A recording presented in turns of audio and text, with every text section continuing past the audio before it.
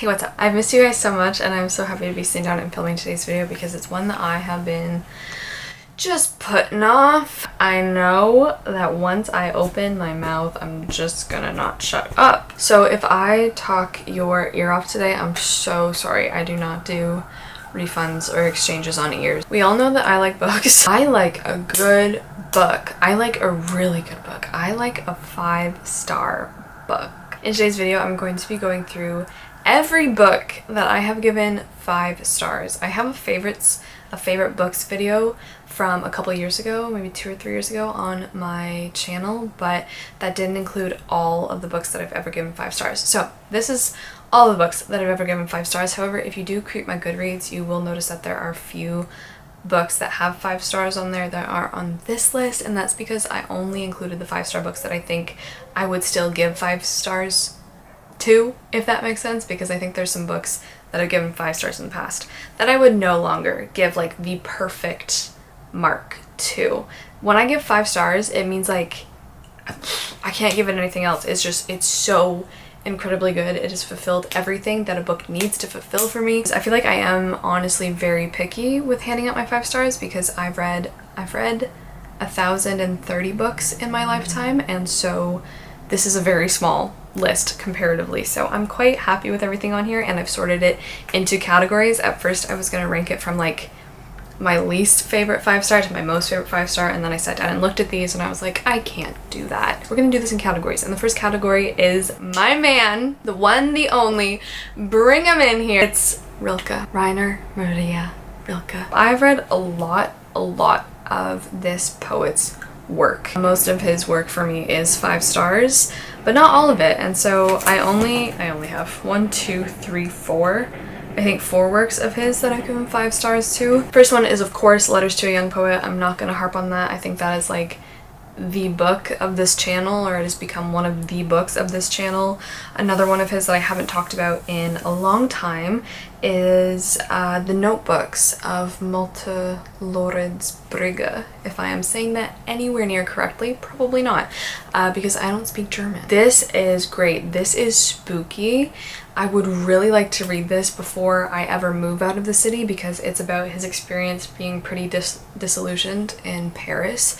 It is so alienating. He's so alone. It's the notebooks of this man named Malte, and he is descended from, I think, like is it a Danish family of nobility, and he has found himself in Paris. He's like living alone, and it's just like very sickly, I think is the word I would use for it, but I love it. I've not read it for a number of years. This is seriously one of the greatest books that I've ever read. I wish I could give everyone a copy of this. This is just like incredible, so incredible, and that is The Dark Interval. This is letters on loss, grief, and transformation. So these are a bunch of Rilke's letters. I don't know why my copy is like growing the void. Is that mold? Is it mold? Is it like the darkness of grief taking over the book? I don't really know what's going on. I don't know where it would be getting the mold from. So good. So these are a bunch of his letters to a number of different people who each have lost someone in their lives. So they're letters of condolence, but like it's not just like, oh, I'm so sorry for your loss. What a useless thing to say. I'm so sorry for your loss. Oh, I'm so sorry. Sending my condolences. Like, don't even bother. I wish that I could like whip this out whenever I need to comfort someone, or whenever someone has lost someone, or whenever I'm going through grief, because I just think the things that he says and his attitude towards death so beautiful and so much more helpful than the Western world's conception of death and of grief and of like funerals and grieving and passing. Oh, I forgot that I put a couple of gifts in here from you guys because I got sent a beautiful stamp of him and a postcard of his grave in Switzerland, and those were in the book. As you can see, I have tabbed the ever-loving shite out of it. What's something I can say to you? I don't know. As to the influence of the death of someone near on those he leaves behind, it has long seemed to me that this ought to be no other than a higher responsibility. Does the person who passes away not leave all the things he had begun in hundreds of ways to be continued by those who outlive him, if they had shared any kind of inner bond at all? I want to encourage you in your pain so that you will completely experience it in all its fullness. It's absolutely wonderful. Like this whole thing. Please please read it. And then the other work of his that I've given 5 stars is Stories of God. This is a collection of short stories that he wrote, like aimed at children, because he was too embarrassed to like talk to children. They're beautiful. They read like fairy tales, folk tales. That is Rilke. We had to cover him first. He had to be here. We can move on now to, I think, do I have any other nonfiction or like poetry? Let's just like really quickly cover Gibran, because he, to me, is very much like Rilke. So I gave 5 stars to both The Broken Wings and to The Prophet, both by Gibran, and they are gorgeous. I don't know if I would really give The Prophet 5 stars anymore if I read it now, but The Broken Wings, yes, I was so pleasantly surprised by The Broken Wings. His writing is so poetic. It is a love story between 2 people who, I mean, it's a tragic love story, so they really can't be together, but it's about their love and like love in general, and just the way that he writes, oh my god. Whereas The Prophet is kind of like advice. It's just advice, because this prophet is leaving a land and all of the people that he's been living with come out and meet him at his ship, and they're like, please, like, give us the last of your advice before you leave. You've been such a constant in our lives. And so he tells them basically how to live like life. Okay, I think I only have one proper like traditional nonfiction book on here, and it is a history book. It absolutely blew me away. I think it's one of the best nonfiction, I don't know, books in general. Obviously there's so many different kinds, but this one is one of the only ones that I've given 5 stars to, and that is The Vietnam War by, oh dear, Ken Burns and someone else. So this is actually a companion piece to a documentary that, I mean, Ken Burns and whoever wrote the actual book was involved in, but I listened to this on audiobook during the pandemic. It takes so many different accounts, and it just looks at every single aspect of the Vietnam War. It's incredibly lengthy. I think the audiobook is like 40, I actually don't know, but a lot of hours, but like I was enraptured the whole time listening to it. It reads so well, just from a purely like craft level. It's so meticulously put together. It goes over every single thing from the draft to what the US was doing, and it just definitely like one of the top 5 books that have made me the most just heinously angry. It really details like the meaning, or rather the emptiness and the meaninglessness of the war, and it was just like mind-blowing, like absolutely mind-blowing. Listening to it, it is so hard to believe that so much of what is put down in this book happened, and it just, I don't know, it's a listening experience, a reading experience that will stay with me forever. It's on my wish list because I would really like to own this book physically so I can read it myself. But yeah, if you're looking for a piece of nonfiction, pick this up. This is superbly well done. So that is The Vietnam War, and honestly I think out of all the books on this list, this has one of the highest ratings on Goodreads. I think it has like a 4.52, which is so high. So yeah, easy peasy recommendation. I think next we're gonna go into the lighthearted reads, because obviously when I give a book 5 stars, like for example was the first one here, Sailor Moon. Okay, let's go into manga. I have 2 mangas that I've given 5 stars. First one, Sailor Moon, but when I give Sailor Moon 5 stars, it's not the same 5 stars as like Rilke or Letters to a Young Poet, obviously, but when it comes to the genre, I'm like, this is the best of the best for me personally. Enjoyment is a huge thing. The 5 stars are not all the same stars. You know, there's different constellations for different genres that get awarded, because I just love them so much, if that makes sense. So Sailor Moon, 5 stars, just because it makes me stupidly, inconceivably happy. Just stupidly happy reading Sailor Moon. I love Sailor Moon. Fighting Evil by Moonlight, Winning Love by Daylight. And then the other manga that I've given 5 stars to is Aria. This is just volume 1. I've only read volume 1 of this manga because I can't find any more of them, god damn it. It's just wholesome, and again, just like stupidly happy reading this book, smiling like an idiot.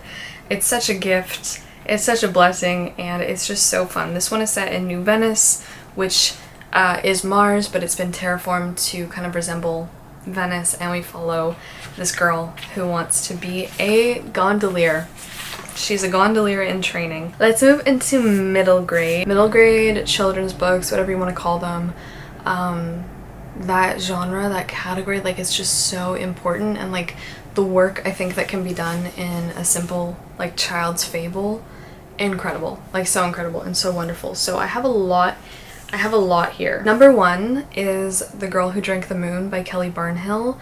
I don't know if this would be 5-star now. I'm thinking it could be, so I'm gonna leave it at 5 stars. This was so cute. We have tiny dragons. We have a swamp monster named Glurk, and like incredibly charming.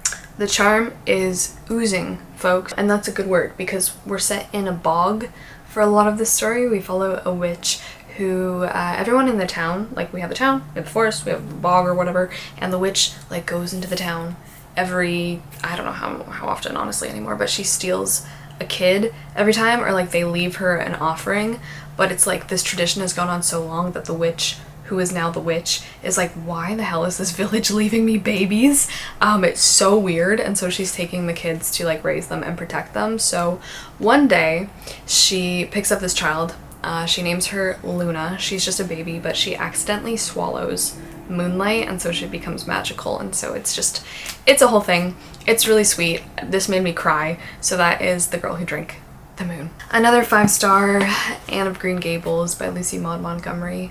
Love this. This is my really old, battered copy, but I actually just ordered a new edition because I wanted a new edition, and I ordered the second book. I can't believe I've only read the first, but seriously, love this. The nature writing in here, if I ever wanted to put my pen to paper to talk about a tree or something outside or anything like that, like this is the book whose pages I would plunder to get inspiration and be like, how do I want to conceptualize nature and plant life and flowers and like, I don't know, the land that you grow up on. It's just so incredibly special.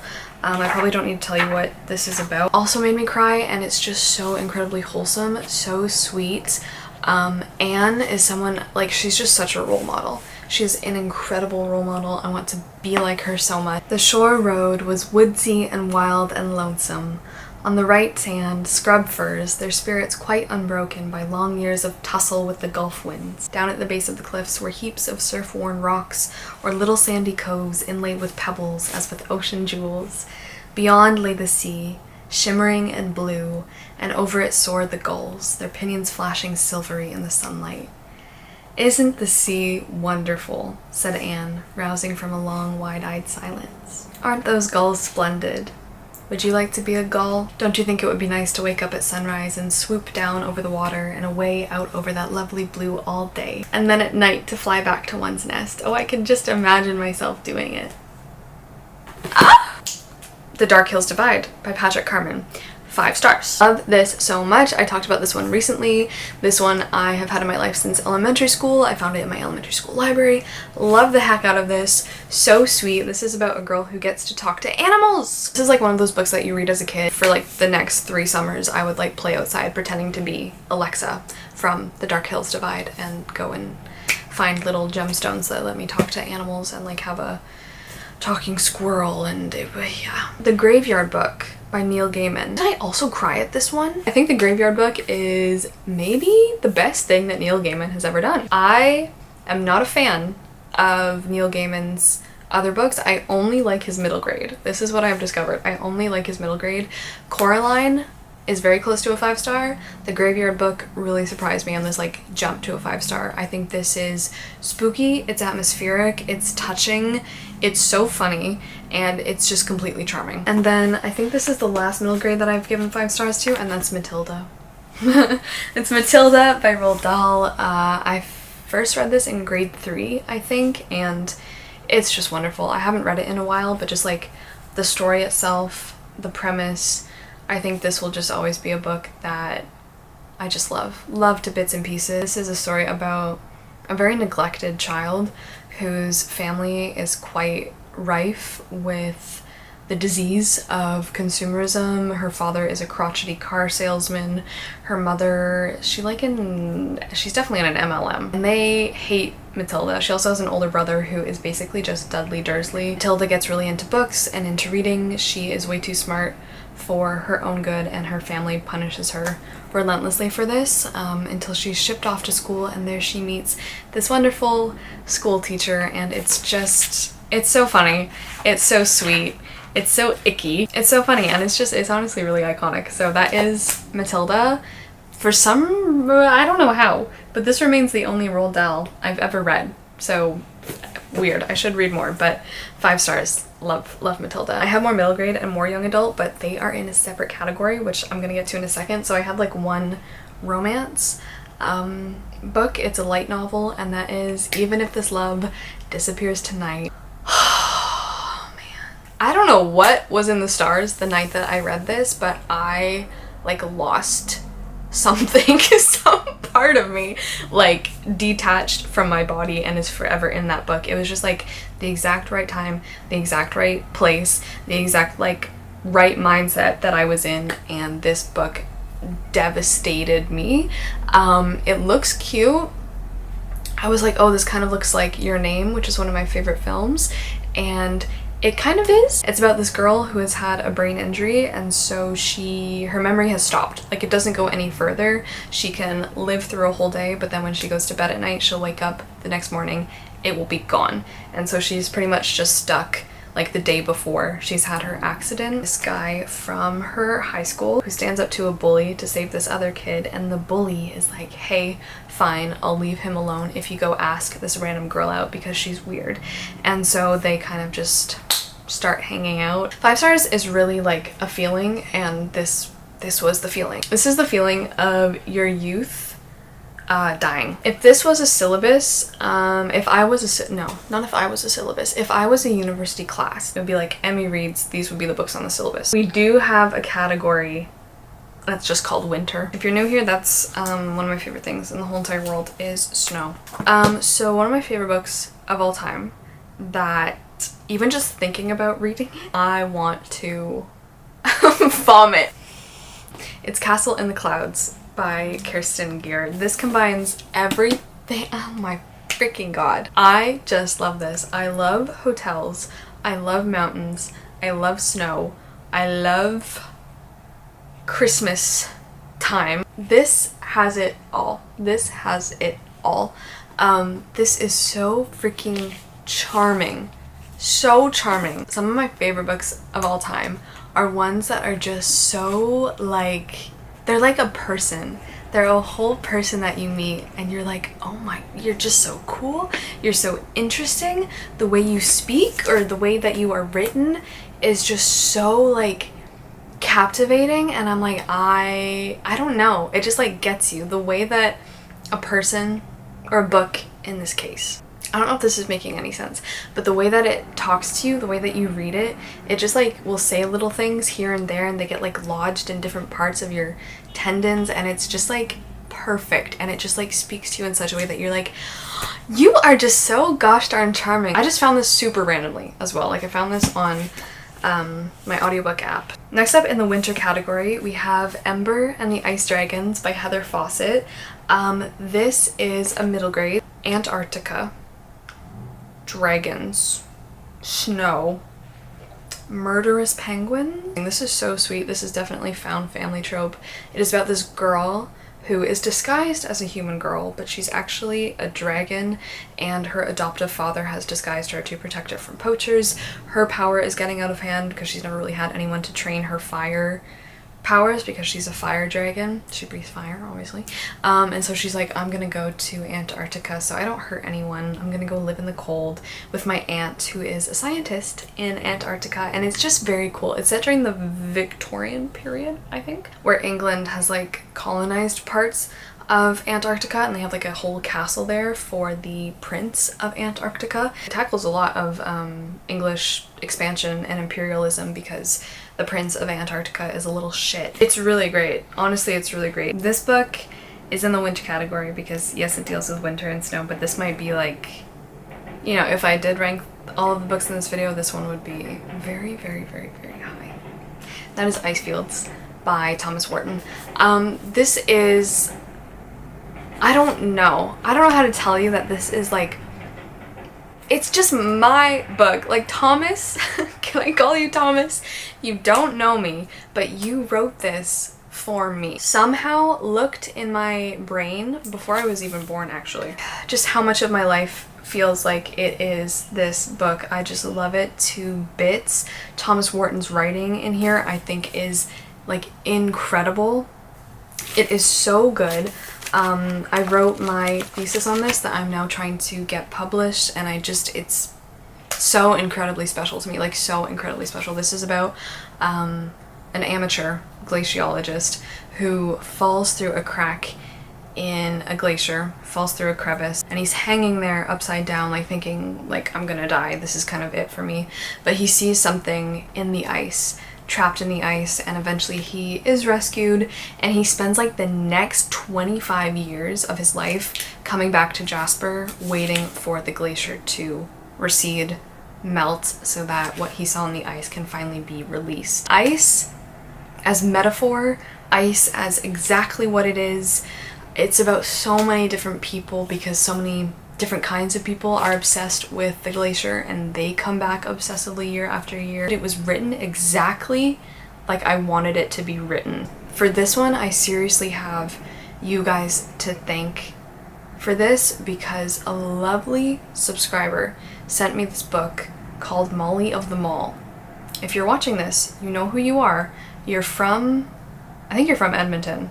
If you're not, that's awkward, but I'm 100% sure you're from Edmonton. And she sent me Molly of the Mall, which is a Canadian book, and at the back it had a list of like a bunch of books published by the same Canadian publisher, and Icefields was one of the titles listed, and so I looked it up because I, snagged on the word ice, and I wrote it down like in my notes app of books that I wanted to check out like far in the future, but I wasn't like really interested. And then I went to Banff in the Rockies, and I saw this book in a hotel bookstore, and I was like, oh yeah, that was one of the books listed in the back of Molly of the Mall that you sent me. Thank you so much, because I have found like my book. Next book on the winter list is Heaven and Hell by Jan Kellerman Stephenson. I found this one in Iceland. This is very special. I really enjoy this. I've talked about this pretty recently, but just gorgeous descriptions of landscape. I love what he does with language in here. And then the last two in the winter category are actually by the same author. Very rare to have an author appear twice in my 5 stars, except for Rilke, obviously, but that is Heather Dixon Walwork. Please come back. Please come back to writing books. Where have you gone? The back of this one says that she's working in animation now, but Heather, can you please write more books? I gave both of these 5 stars. So the first one that I read from Heather is Heather, like I know her, but it's Entwined. This is a retelling of the 12 Dancing Princesses. I read this in like high school, and I loved it. Loved it. It just has like touches of winter, because in this retelling of the 12 Dancing Princesses, we follow 12 sisters, and eventually they get to step through into this fantasy land every night. It's like a portal in their castle, guarded by this man named Keeper. His land is like kind of a winterland, so that's why it's in here, but I think it's really well done. Every bough, branch, leaf, and ivied tendril looked as though it had been frosted in silver. It shimmered in the soft misty light. Azalea inhaled, catching the muted scent of a morning fog with a touch of pine, and stepped through the doorway into the bright forest. Everything sparkled in bits, catching highlights and glisters as she moved, even the path beneath her feet. She turned to a glass-spun tree on her left. Silver ornaments glowed among the delicate silver leaves, glimmering glass plums. And the other one, which I feel like I liked even more, honestly, is The Enchanted Sonata. This one is a retelling of The Nutcracker, but it also has so many Phantom of the Opera vibes. It was actually insane, because a lot of this is about music as well. So we do follow Clara, and she is a concert pianist, and it's like the day before her big show, big competition. I absolutely love both of her books. So that is Heather Dixon Walwork, and that is Entwined and The Enchanted Sonata. We gotta speed this up. This is embarrassing. I do have, I think 3 fantasy books that I've given 5 stars to. First one is Fate of the Tearling by Erica Johansson, and this is the last book in the Queen of the Tearling trilogy. This also bawled my eyes out, man. I bawled my eyes out. This trilogy got me through so much. I do have a feeling it would hold up, even though I haven't read it in a really long time. And I found the ideas in here really wonderful. So this is about, it's set in the future, but it is very much like old school fantasy because we have mucked things up so spectacularly in the future that we have reverted back to the medieval days and to feudalism. Obviously, I have given Game of Thrones 5 stars. This one is not my favorite. I think A Storm of Swords is my favorite one, but yeah, I mean, it's Game of Thrones. It is brilliant. It's wonderful. It's 5 stars. Interview with the Vampire by Anne Rice we're gonna lump in here. Wow, this was so up my alley. I was not expecting to like it as much as I did, but I adored the heck out of this. I read this last year for the first time and I could not believe my eyes. I guess this is a spoiler, but not really.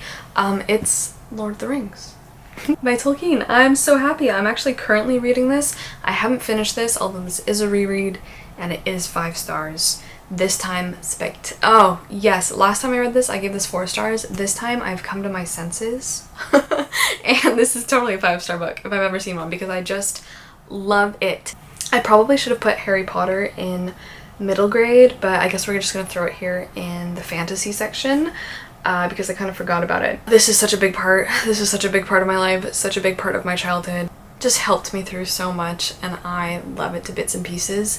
If I had to pick a favorite, it would either be Prisoner of Azkaban or The Half-Blood Prince.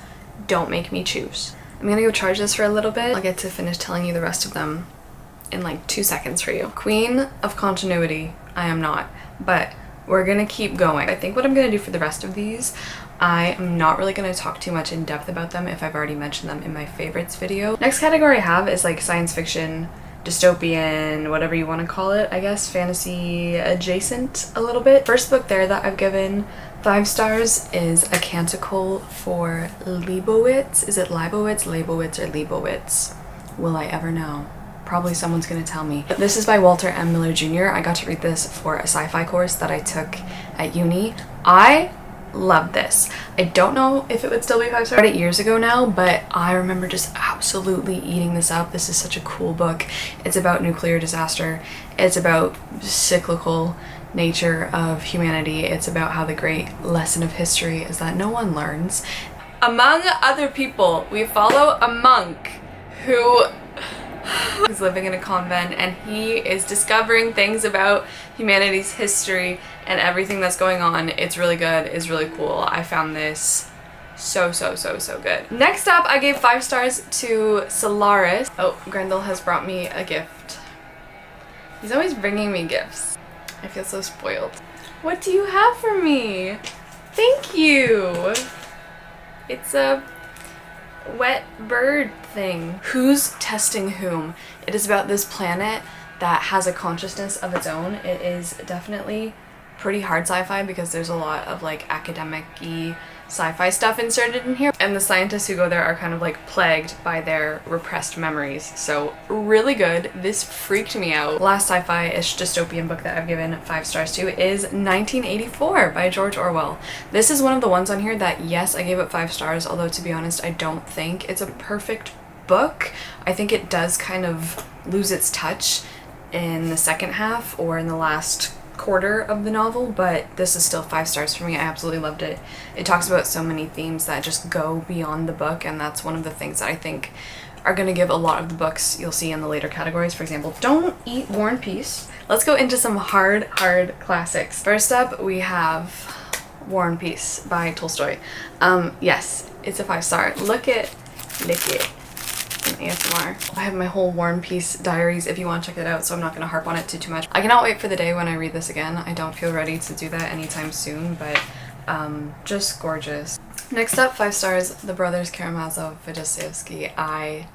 This was just amazing. This was amazing. So much philosophy, so much discussion. I would highly recommend you just pick them up and like chip away at them and sit with them for so long because it's really totally worth it. This is about 3 brothers, and one of them is being tried for murder, and that's a very simple synopsis of that one. Next up, we have First Love by Turgenev. I don't know if this would be 5-star anymore, but I'm assuming it would be because this just kind of defied all of my expectations of what I thought this book was gonna be. As it suggests, it's about some men sitting around and they're talking about their first loves. their experience with loving for the first time when they were young lads, and this one guy is like, oh, I have a story for you about my first love that you're gonna want to hear. And I did want to hear it. Classic is one of my favorites. One of my favorite books of all time is The Phantom of the Opera by Gaston Leroux. We know. I adore this. I think this is one of the funniest books. This is just like my sense of humor. Exactly. Is The Phantom of the Opera. I think it's absurd. I think it's ridiculous. It's so funny. I just think it's so freaking hilarious, but it is also one of the saddest books that I've ever read. I think it's so wonderful. I think there's so much going on in this like detective novel. I think it is so much deeper and sillier and just like so much more magnificent than it appears on the surface. I will reread this book to death. 5-star Frankenstein. I didn't give Frankenstein 5 stars. It didn't really become one of my favorite books ever until I think my 3rd reread. Remember that I am thy creature. I ought to be thy Adam, but I am rather the fallen angel, whom thou drivest from joy for no misdeed. Everywhere I see bliss, from which I alone am irrevocably excluded. I love this. 5 stars. I'm not going to go too much into them because I've talked about them at length. Okay, next up I have a couple of Shakespeare plays that I give them 5 stars to, and those are Macbeth and Hamlet. I'm just like every other girl. These are the best of the best. Although I haven't read everything from Shakespeare, but these are my favorite. Probably Hamlet is my number one if I had to choose between the two, but it's a hard choice. So those are the 2 Shakespeare plays that I would have you read for my class. Another 5-star classic is The Picture of Dorian Gray by Oscar Wilde. This one made me cry because the writing was so beautiful. I love Oscar Wilde. I cannot wait to reread this. I am going to be making very soon another video of all of your favorite books because I have one from years ago where I asked 1,000 of you at that time what was your favorite book of all time, and The Picture of Dorian Gray was the number 1 of that video. I'm going to be doing another poll very soon, probably on Instagram, so it can be anonymous, so keep your eyes open for that. This is about the young lad Dorian who becomes pretty corrupted by the influence of his friend, and it's just like sublime.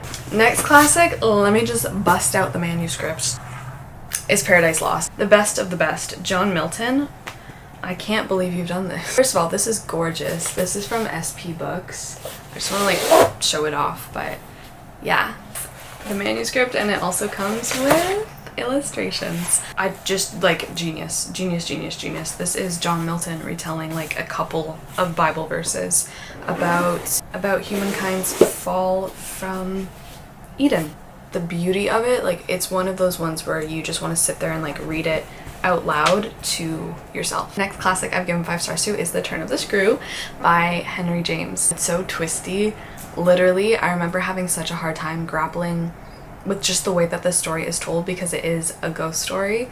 But is it a ghost story? It's like one of those. I love the ending. I love books that do these silly endings. Anyway, so that is Turn of the Screw, 5 stars. Prometheus Unbound by Percy Shelley. I'll give this 5 stars. I think I just really adored his writing. Like, it's so beautiful. This is his retelling in a play, or rather a lyrical drama, of Prometheus's tale. He talks so much about social issues in his work, and it's just really fun to see those comparisons in Prometheus and like Zeus as a tyrant. Once the hungry hours were hounds, which chased the day like a bleeding deer, and it limped and stumbled with many wounds through the nightly dells of the desert ear. Next classic is, we have the posthumous memoirs of Bras Cubas. This is about a dead guy who is writing his life story, and again, so funny.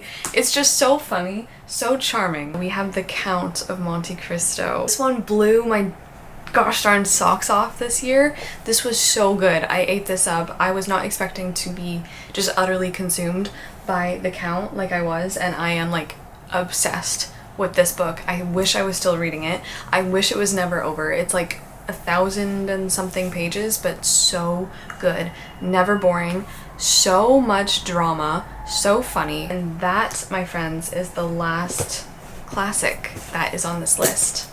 So now we're just going to go into random books that I didn't really have any category for, but if I had to tell you like which were my favorites in this video, like if I had to pick, it would probably be the books in this category, because these are just like books that I'm like, that is so me in a book. That is exactly what I'm looking for. These are modern classics, lit fic, just weird and strange books. Maybe I should have talked about this one alongside Frankenstein, but I gave 5 stars to Frankenstein in Baghdad by Ahmed Sadawi.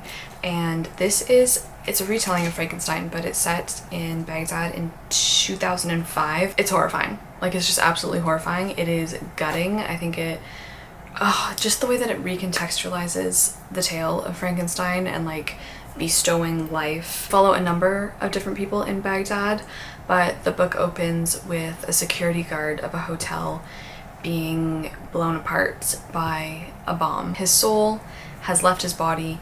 He can't find his body because it's no longer whole, and so he's looking for some body. He finds a body without a soul. The body without a soul is made of different parts of different victims who have been murdered in similar attacks, because this man in the city has taken them together and he wants to show that people who have been like dismembered in these ways are still whole. They're still one person. The soul of the security guard goes into this body made up of a number of people and it becomes animated. And from there, the story keeps evolving in like so many ways that it's so impressive. I don't want to say any more about this one, but I love this. 5 stars. Next 5 star is The Iliac Crest by Cristina Rivera Garza. I love this. I love this so much. This is one of my favorite books of all time. This is so cool. I'm just gonna read you the synopsis because this is what made me pick it up, because I just found this on Book Depository, rest in peace, a long time ago, and yeah, I've talked about it to death a little bit. But on a dark and stormy night, an unnamed narrator is visited by 2 women, one a former lover, the other a stranger. They ruthlessly question their host and claim to know his greatest secret, that he is in fact a woman. In increasingly desperate attempts to defend his masculinity, perplexed by the stranger's dubious claims to be the Mexican writer Amparo de Villa, he finds himself spiraling deeper into a haunted past that may or may not be his own. It's like very challenging, extremely challenging. This one will have you doing like backbends that you didn't think you were flexible enough to do. 5 stars. Highly recommend that you go away from this video and like pick it up. Another weird and wacky one, Untold Night and Day by Beissois. This book feels like deja vu. This book feels like heat stroke. This book feels like you've had too many cups of coffee. It's about this woman. She starts to search in Seoul, in South Korea, for her manager and then for herself. Reality, time, memories, history, they don't really work the way that we think that they work, and like those are some of my favorite themes in the books coming up, and I just love them. So yeah, Untold Night and Day, weird, love it. A couple 5 stars to Murakami. So the first book of Murakami's that I gave 5 stars is After Dark. I really love this one. This just felt so comforting to me. I read this during quarantine and I just really enjoyed it because it let me go places that I couldn't go when we were all on lockdown. It's about this one night in Tokyo. It's a set of encounters during the spooky hours between midnight and dawn, when, yeah, again, time and history and memory don't work or run in the same way. It's about the people of the night who, like, the first chapter opens in Denny's. I just love the narrative voice. We are inside a Denny's.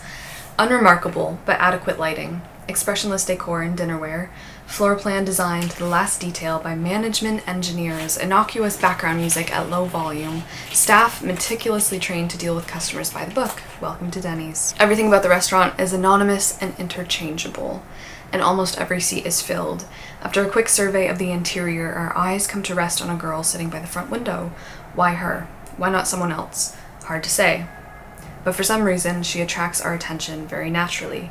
She sits at a 4-person table, reading a book. This one is very different as well from, I think, a lot of the works of his that I've read so far, because something I love about Murakami, flipping open his books and just starting a new one, they always feel like you just like relax into them, because to me it always feels like it's the same narrator. After Dark is very different, and I love the use of the second person. I think it's wonderful. So yeah, weird and wacky, beautiful, gorgeous, and just very comforting to me. The other Murakami that I've given 5 stars to is Dance Dance Dance, because this is all about the hotel, which I am a sucker for. It's set in the 80s. I would compare this to American Psycho. I would compare this to capitalism gone gaga.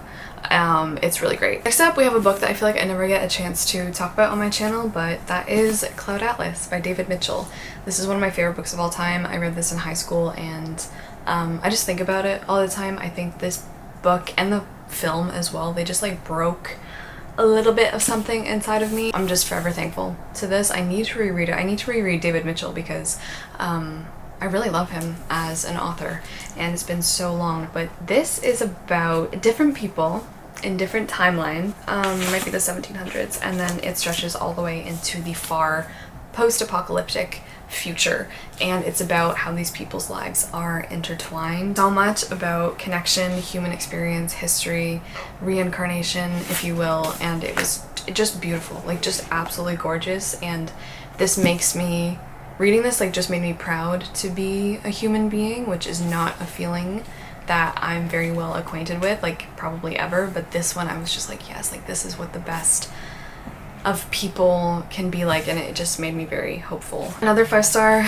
Pedro Páramo. I guess we'll talk about the writer who was very inspired by this after this one, because he's on here too, but this is a wonderful story about a ghost town, and I love that concept. It is so good. It's about this young man who his mother is dying, and she's like, can you go find your father because he left us, he's kind of a no-good. So he finds this ghost town, a town alive with whispers and shadows, a place seemingly populated only by memory and hallucinations. Built on the tyranny of the Páramo family, its barren and broken down streets echo the voices of tormented spirits sharing the secrets of the past. This reminded me a lot of Spirited Away in different ways, very much reminiscent of, well, that's not reminiscent.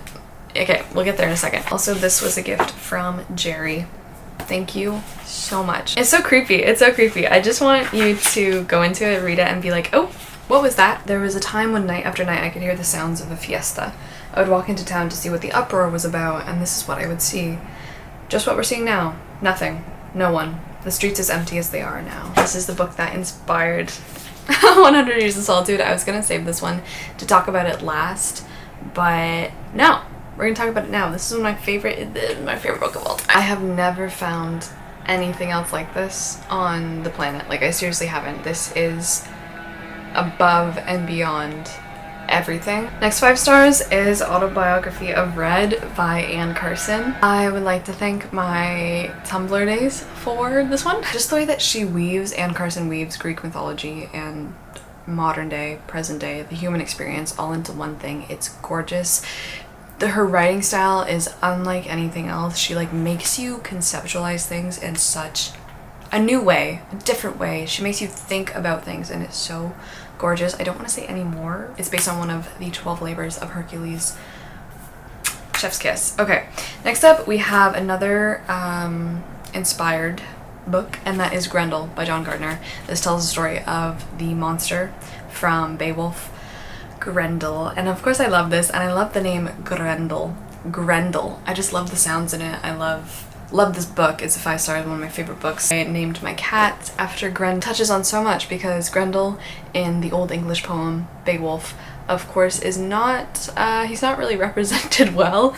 He is this very scary, huge ass monster that eats soldiers of the Danes who have come to settle on his land, might I add, and he is painted as the vicious one, the horrible one, the nasty one, and everyone hates him, and his mom. But in Grendel by John Gardner, it's just, it just hurts. It hurts really bad. It's all about language. It's so much about language, and it's about Grendel coming to terms with his world and the changes in it, and it's just like, it makes me want to cry. He's a shadow shooter, earth rim roamer, walker of the world's weird wall. It's also about being so aware of yourself that it's like painful. Next 5 star is House of Leaves by Marksa Danielewski. This is the scary. I see this all the time, and I don't want to like hype it up too much because I don't think everyone is gonna get freaked out by this book, but this is like the scariest book that I've ever read, and don't listen to that. It is for you. I love the absolute witchery of writing and craft, and like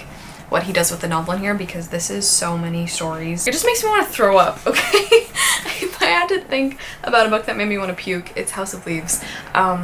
It's so many stories told by so many people, like, it's suffocating. It's about this house that suddenly becomes larger and expands and has places that it shouldn't have inside of it, and at the middle and core of everything, it's about the labyrinth of yourself and your trauma, and how sometimes what you go through can get so large and so scary, and you don't look at it and you repress it, and you always kind of just look at it out of the corner of your eye. This book is like the angels in Doctor Who. I don't know if that really makes sense, but that's what it reminds me of. And you don't look at it for so long, and then it gets so big and so scary because the more you press it down, the stronger it gets. And then one day you move into a house with your wife and your kids and your dog, and then all of a sudden it just becomes too big to handle, and then it starts to literally manifest in the physical world, which is terrifying. This is when Emily Dickinson said, "One needs not be a house to be haunted. The mind has corridors surpassing material space." Chapter 1, if you want to call it that. I still get nightmares. In fact, I get them so often I should be used to them by now. I'm not. No one ever really gets used to nightmares. For a while there, I tried every pill imaginable, anything to curb the fear. Exogen PMs, melatonin, L-tryptophan, Valium, Vicodin, quite a few members of the Barbital family, a pretty extensive list, frequently mixed, often matched with shots of bourbon, a few lung-rasping bong hits, sometimes even the vaporous confident strip of cocaine. None of it helped. I think it's pretty safe to assume there's no lab sophisticated enough yet to synthesize the kind of chemicals I need. A Nobel Prize to the one who invents that puppy.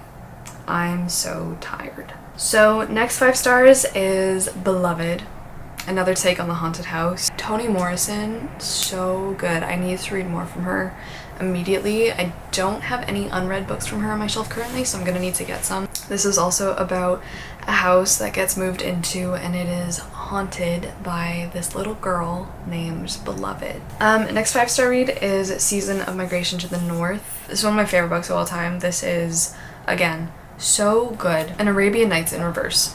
When a young man returns to his village in the Sudan after many years studying in Europe, he finds that among the familiar faces there is now a stranger, the enigmatic Mustafa Said. As the two become friends, Mustafa tells the younger man the disturbing story of his own life in London after the First World War. Oh, it's just one of the most magnificent things I've ever read, honestly, and I love, love, love, love, love the writing here. So that is Season of Migration to the North. Highly, highly, highly recommend. We only have 2 more to go, so the second last one that I've given 5 stars to is If on a Winter's Night a Traveler by Italo Calvino. His new novel is out now. You are reading it.